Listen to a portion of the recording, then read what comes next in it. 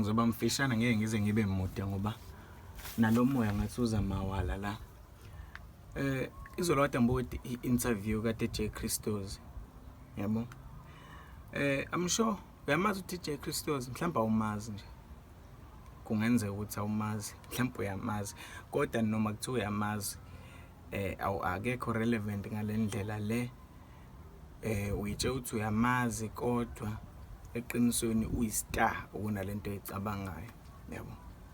DJ Christos waqala umusic dala nga-1984 uthi wayeseqala yena ngalezo zikhathi e-DJ.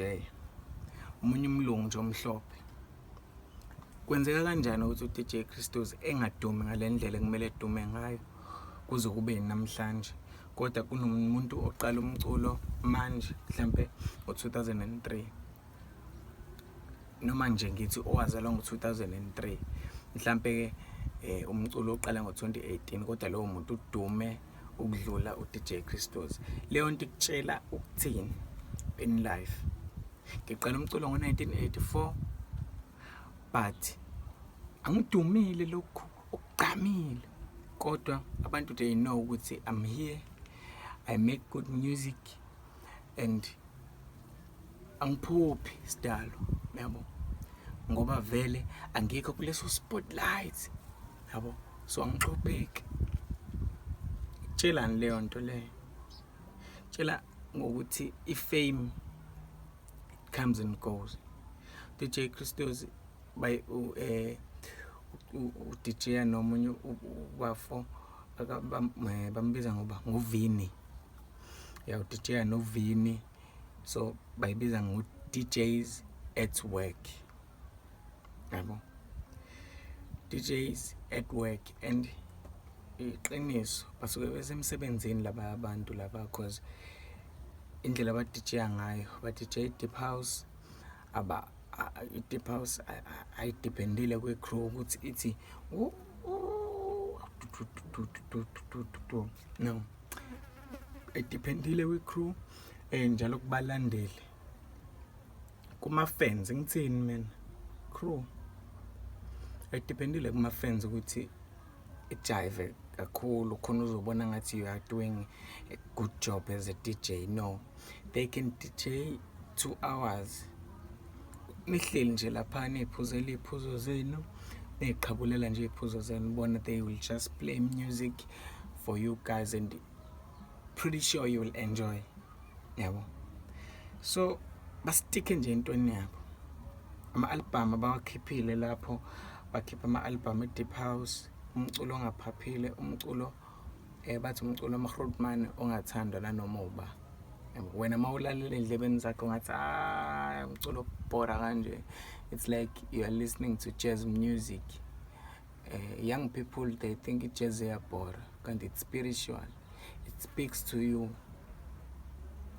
Some people, they don't even speak to themselves. Make kwathula nje basendaweni ethula yena ufuna ukubaleka, yabo. Ngisho lala kumele edlale music khona engeke eyilalele yena mayikhuluma. So abantu bahlukile kodwa kubalekile ukuthi ube ne relationship nawe uqobo, yabo. So ikanjalo nje lento. They've been playing since 1984 since this day. Kade beqashwe esipanini sami eMhlanga bezodlala. Abantu abaningi bebengazi ukuthi who are these guys. Waziwa yithina kama fans deep house ukuthi okay, this guy is huge, man. This is a legend actually, because umfica kuma interviews akhe ekhuluma go Black Coffee ukuthi yeah, I was there with Black Coffee, I helped aka break kodwa no Black Coffee uzobathola ba interview besho ukuthi no man, Christos wangisiza ngo1 no2 no3 no4, yabo. And uzobona lapho ukuthi lo muntu mkhulu. Isifundo kulento le ukuthi if you stay in your lane, lento le uthi ufuna ukuyenza wenze yona uxele kuyona, uzokwenzeka.